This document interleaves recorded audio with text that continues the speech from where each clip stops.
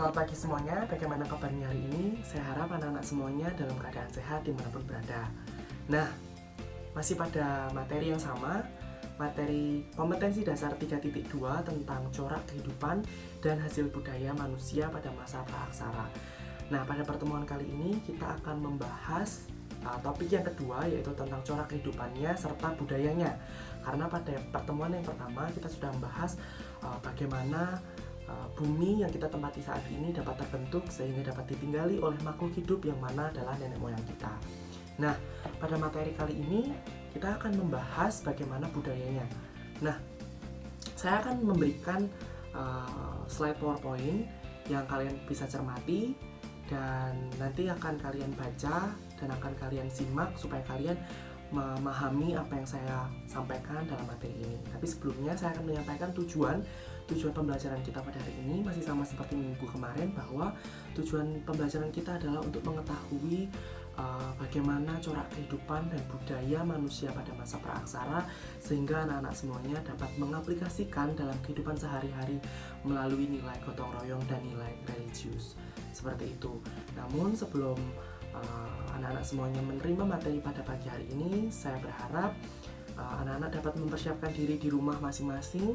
Anak-anak bisa mempersiapkan buku ataupun ballpoint untuk mencatat, dan nanti saya akan memberikan dan akan memulai materi pada hari ini melalui slide PowerPoint. Mari anak-anak siapkan dulu alat-alatnya. Kalau sudah, mari kita mulai dan kita akan dan saya akan memberikan slide PowerPoint setelah ini. Corak kehidupan dan hasil budaya manusia pada masa praaksara Indonesia. Namun sebelumnya saya akan menjelaskan apa itu budaya dan apa itu masa praaksara. Kebudayaan atau budaya adalah seluruh hasil cipta, karya, dan karsa manusia. Kebudayaan juga merupakan kebiasaan-kebiasaan yang didapatkan oleh manusia sebagai bagian dari masyarakat. Sedangkan masa praaksara merupakan era di mana manusia belum mengenal tulisan. Maka itu dinamakan praaksara. Pra berarti sebelum dan aksara berarti tulisan. Maka masa praaksara adalah era di mana manusia belum mengenal tulisan. Pada masa praaksara Indonesia dibagi menjadi 3 masa, yaitu berburu dan meramu, masa bercocok tanam, dan masa perundagian. Pada masa berburu dan meramu ada 2 tingkat, yaitu tingkat sederhana dan tingkat lanjut. Masa berburu dan mengumpulkan makanan atau meramu, tingkat sederhana. Pada masa ini, asal-usul manusia terbagi menjadi 3 teori, diantaranya teori Nusantara, teori Yunan, dan teori Afrika. Pada teori Nusantara meyakini bahwa manusia purba yang menghuni lokasi Nusantara ini berasal dari lokasi Indonesia sendiri. Sedangkan teori Yunan meyakini bahwa manusia purba yang menjadi nenek moyang bangsa Indonesia berasal dari Yunan atau Cina Selatan. Pada teori Afrika meyakini bahwa manusia purba yang pertama kali menempati Nusantara singgah dari Afrika. Pada masa ini juga terdapat 3 karakteristik fisik manusia purba di Nusantara, yaitu manusia jenis Meganthropus, manusia jenis Pithecanthropus, dan manusia jenis Homo sapiens. Pada manusia jenis Meganthropus ditemukan oleh G.H.R. van Koningswald pada tahun 1936 sampai 1941 di Sangiran, Jawa Tengah. Manusia jenis ini memiliki ciri tubuh yang besar dan berbadan tegap. Lalu, manusia jenis Pithecanthropus ditemukan oleh Eugene Du Bois di Desa Trinil, Ngawi, Jawa Timur pada tahun 1891 dan memiliki ciri tinggi badan berkisar antara 165 sampai 180 cm. Namun tidak setegap Meganthropus. Sedangkan manusia jenis Homo sapiens berjenis Wajakensis ditemukan di Tulungagung, Jawa Timur, dan Homo sapiens berjenis Soloensis ditemukan di Sangiran dan Sambung Macan, Sragen. Anak-anak bisa lihat di samping kanan, seperti itulah kira-kira bentuknya manusia berjenis Meganthropus, Pithecanthropus maupun Homo erectus. Pada masa ini juga memiliki corak kehidupan sosial ekonomis, diantaranya makanan manusia purba pada era ini tergantung sepenuhnya terhadap alam bersama dengan berburu dan mengumpulkan makanan. Tempat tinggal mereka juga berpindah-pindah atau yang lebih disebut dengan nomaden. Hidup mereka pun dalam kelompok-kelompok kecil, dan juga komunikasinya dalam wujud bunyi mulut dan bahasa sinyal sederhana. Mereka juga memiliki hasil-hasil budaya diantaranya kapak perimbas, alat serpih atau flex, dan juga alat tulang. Anak-anak bisa lihat di samping kanan, seperti itu kira-kira bentuk kapas perimbas, alat serpih, dan juga alat tulang. Mari kita beralih pada masa berburu dan mengumpulkan makanan tingkat lanjut atau budaya Mesolitik. Pada era ini, Nusantara dihuni dua ras pendatang baru, diantaranya ras Australomelanesoid dan ras Mongoloid, dan manusianya berjenis tipe Homo sapiens. Pada masa ini, corak kehidupan sosial ekonomisnya adalah diantaranya pembagian kerja. Jadi, setiap manusia mempunyai pembagian kerja di setiap kelompoknya. Mereka juga memiliki tradisi melukis dengan media dinding gua dan batu. Mereka juga sudah dapat menemukan api dengan cara menggesekkan kedua sisi batu sehingga menghasilkan api. Dan juga slash plus burn atau pembakaran hutan untuk lahan pertanian. Hasil-hasil budayanya adalah serpih bilah atau flex, alat tulang, dan juga kapak genggam Sumatera.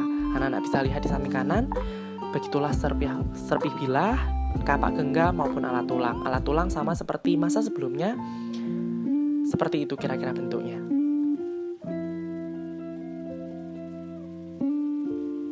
Nah, selanjutnya adalah masa bercocok tanam atau budaya Neolitik.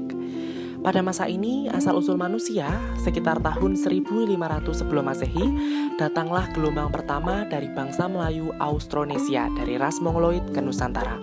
Mereka lazim juga disebut bangsa Proto-Melayu. Mereka memiliki corak kehidupan sosial ekonomis diantaranya sama seperti masa sebelumnya yaitu slash plus burn, yakni kesibukan menebang dan membakar pohon untuk bercocok tanam. Lalu sedenter atau mereka hidup menetap, bukan nomaden.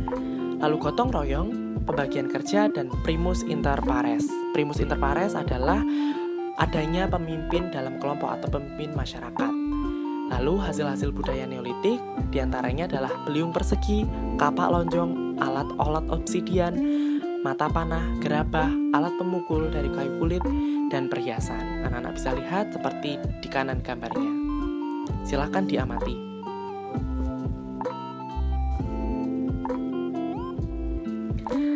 Masa bercocok tanam memiliki sistem kepercayaan diantaranya animisme yang merupakan kepercayaan bahwa segala suatu hal yang tersedia di bumi, baik hidup maupun mati, memiliki roh.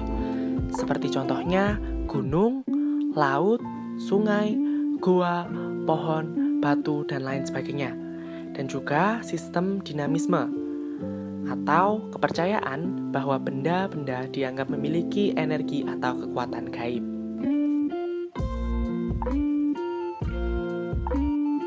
Selanjutnya kita tiba pada masa perundagian atau budaya megalitik dan budaya logam. Asal-usul manusia pada masa ini adalah sekitar tahun 300 sebelum Masehi. Gelombang kedua dari bangsa Melayu Austronesia dari ras Mongoloid tiba di Nusantara. Mereka memiliki corak kehidupan sosial ekonomis diantaranya penduduk hidup secara menetap, perdagangan bersama dengan langkah barter. Anak-anak tahu barter? Barter merupakan suatu kegiatan bertukar barang tanpa adanya perantara seperti uang dan lain-lain.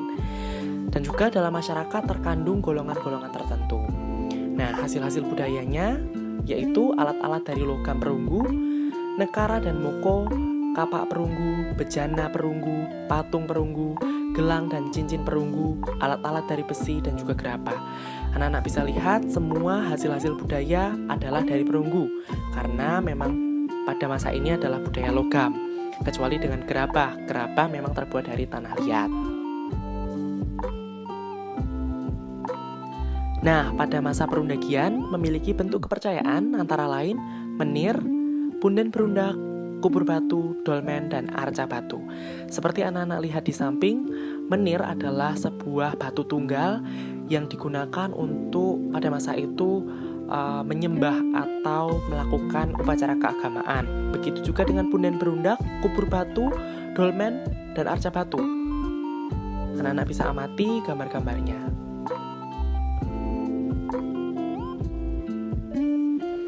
Nah, demikianlah materi yang dapat saya sampaikan. Saya yakin materi ini akan berguna bagi kehidupan anak-anak semuanya, asalkan anak-anak memperhatikan dan menyimak dengan baik apa yang saya sampaikan pada materi hari ini. Nah, saya akan memberikan materi selanjutnya, topik materi pada pertemuan ketiga. Kita sudah menyelesaikan materi pada pertemuan kedua kali ini, dan kita akan melanjutkannya pada pertemuan ketiga. Untuk tugas hari ini, anak-anak bisa mencatat apa yang menurut anak-anak penting untuk anak-anak pelajari, dan anak-anak bisa mencatat di selembar kertas, dan anak-anak bisa mengumpulkan seperti minggu kemarin. Anak-anak bisa mengumpulkan melalui pesan pribadi ke nomor saya, seperti itu. Demikianlah pelajaran hari ini. Saya harap anak-anak senantiasa dalam keadaan sehat dan tetap berada di rumah, tetap semangat, dan terima kasih.